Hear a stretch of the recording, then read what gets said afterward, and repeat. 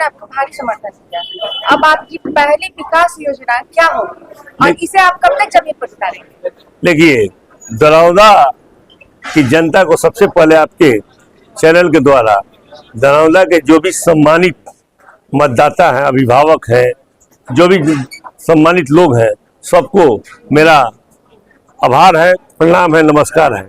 दरौदा जो है विकास की रफ्तार के बारे में अगर चर्चा पर चर्चा किया जाए तो दरौदा जिले में बहुत ही आगे है।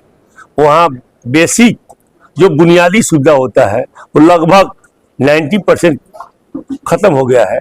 हम लगे रहते हैं वहाँ एक सेवक के रूप में, एक बेटा के रूप में, एक भाई के रूप में, एक प्रतिनिधि के रूप में हम काम किए हैं लगातार। और दरौदा की जनता के बारे में जो जहाँ हमको जरूरत महसूस होता है, जहाँ हमको लोग बताते हैं, हर सेवा के लिए हर भाव में हर समय उपलब्ध रहते हैं। लेकिन आप मतलब पहला क्या करना चाहेंगे? पहला शुरुआत किससे करना चाहेंगे? देखिए, अभी पहला और दूसरा की बात नहीं है। जो जो प्राथमिकता में होगा, जैसे मान लीजिए युवाओं के लिए रोजगार हो, रोजगार के लिए कुछ मान लीजिए कि शिक्षा हो, शिक्षा मुक्त हर प्रखंड में डिग्री कॉलेज हो जाए, मेरा उद्देश्य है। बाबा महेंद्रनाथ का दरबार जो है पर्यटक स्थल पर विकसित हो, ये सब कुछ मुख्य काम है। दरौदा ऐसे बुनियादी सुविधा के बारे में काफी आगे है और ये सब भी दो चार बिंदु पर विशेष काम होगा इस बार। अच्छा विधायक जी, एक सवाल काफी है मैं कि लगातार आप तीसरी बार नवनिर्वाचित विधायक बने हुए हैं। इस बार व्यास सिंह के अपने काम के बदौलत और मोदी फैक्टर भी काम आया है।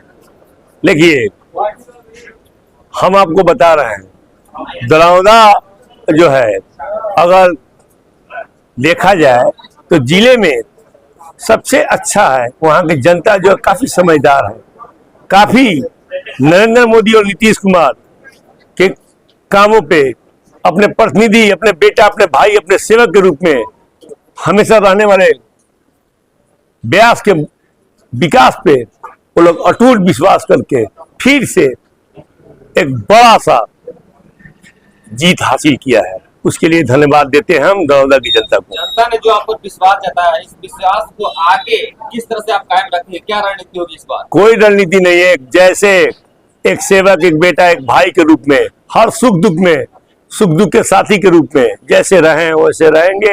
एक कार्यकर्ता के रूप में रहे, कार्यकर्ता के रूप में रहेंगे।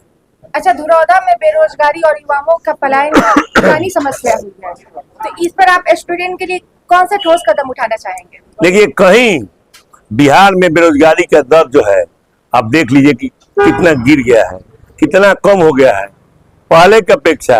और एनडीए की हिसाब के 2005 के पहले का सब बिहार और 2005 के बाद का बिहार देख लीजिए। आज जो हमसे सवाल पूछ रही हैं, आज जो आप महिला सशक्तिकरण की बात हो या महिला आरक्षण की बात हो, जहां भी देख लीजिए, आपको ये अधिकार 2005 के पहले नहीं था।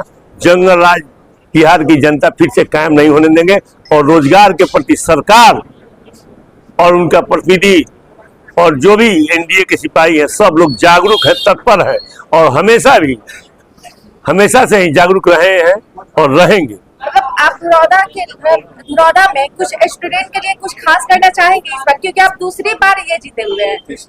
तीसरी बार जीते हैं। दरौदा में स्टूडेंट के लिए हर सुख सुविधा जो सरकार का है, उसमें कहीं कोई परेशानी हो रहा है, उसमें हमसे बढ़ चढ़ के हिस्सा लेंगे। किसी भी तरह का कोई भी मेरे विद्यार्थियों को परेशानी न हो, इसके लिए हर पहल पे आगे रहेंगे हम। विरोधी जो है व्यास जी बहुत सारे षड्यंत्र रचे, चाल चले, लेकिन उसके बावजूद तीसरी बार रिकॉर्ड वोटों से आप जीते हैं, क्या कहेंगे? देखिए, ये तो विरोधियों का काम है आल जाल जंगल राज की चर्चा पर चर्चा करना, लेकिन दरौदा की जनता को अटूट विश्वास है अपने सेवक के रूप में, भाई के रूप में, बेटा के रूप में काम करने वाले व्यास पे और नरेंद्र मोदी और नीतीश कुमार के विकास पे। और एक चीज और बता देते हैं, दरौदा के जो भी एनडीए के कार्यकर्ता हैं, एक एक कार्यकर्ता अपने आप को नरेंद्र मोदी और नीतीश कुमार के सिपाही के रूप में काम किए, चिराग पासवान के सिपाही के रूप में काम किए हैं, उपेंद्र कुशवाहा के सिपाही के रूप में काम किए हैं, जीतन राम मांझी के सिपाही के रूप में काम किए हैं। इसलिए मैं वहाँ के एनडीए के कार्यकर्ताओं को भी बहुत बहुत धन्यवाद, आभार व्यक्त करता हूँ। शुरू से आप बाबा का नाम लेते हैं, महेंद्रनाथ का, तीसरी बार आप विजय हो गए, क्या इस बार जो है वहाँ पे विशेष रूप से काम होगा व्यास जी? आप बाबा जहाँ से आने वाले हैं जी।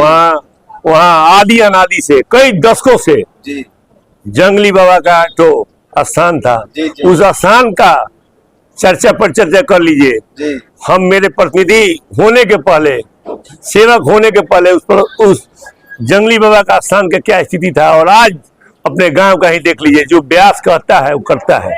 अच्छा, स्वास्थ्य सेवाओं में अक्सर शिकायतें आती है जनता की, तो इस पर आप क्या 24 घंटे दवा और डॉक्टर की सुविधा उन पर कर पाएंगे?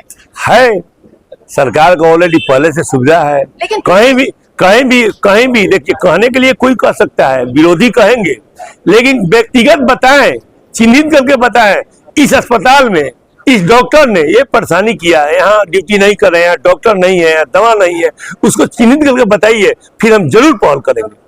अच्छा, दुरौदा में अपराध और भूमि विवादों में घटनाएं बढ़ती जा रही है, कानून व्यवस्था में सुधार करने के लिए आपका ठोस प्लान क्या होगा? लेकिन जब समाज शिक्षित होगा, समाज को शिक्षित किया जाएगा, तो विवाद जो है कम होगा, पहले की अपेक्षा कम हुआ है। इसलिए आपसे हम पहले ही बताएं कि समाज को शिक्षित कीजिए।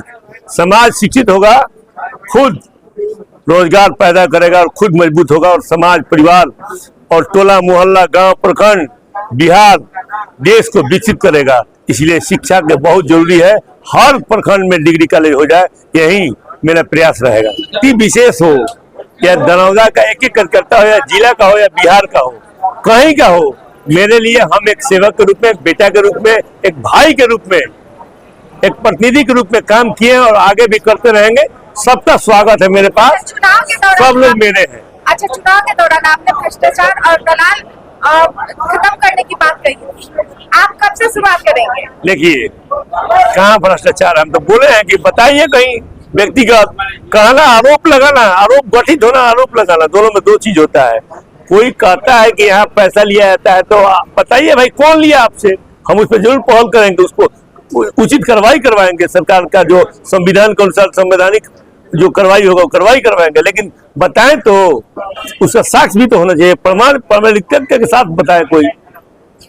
अच्छा, दुरौदा के लोगों को आप अपने 5 साल के कार्यकाल में कौन सा ऐसा बड़ा बदलाव देना चाहेंगे जिससे दुरौदा के लोग को विश्वास हो? मैडम, दरौदा लास्ट सवाल है। दरौदा आप गई हैं, जी दरौदा गई हैं, जी। दरौदा का गली गली आप देख लीजिएगा, बुनियादी सुविधा विशेषकर रोड और बिजली और पानी लगभग बता रहे हैं कि 90% खत्म हो गया है। अच्छा, जल नल की भी तो शिकायतें बहुत सारी आ रही है अभी।